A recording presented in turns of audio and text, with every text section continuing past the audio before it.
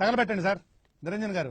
ఈ మన రేవంత్ రెడ్డి గారు స్వర్గీయ నల్లెల కుమారస్వామి గారు జేఏసీగా ఏర్పడి ఈ మేమందరం ములుగు జిల్లా కోసం 8 సంవత్సరాలు పోరాడితే ఈ రోజు 33వ జిల్లాగా ఇచ్చిర్రు.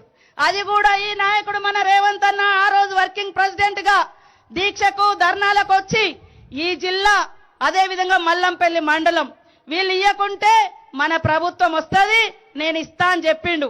నిస్సిగ్గుమైనటువంటి అబద్ధాలు అవసరమా? కలరేసుకున్నది మేము కాదు, కలరింగ్ ఇచ్చేది మీరు.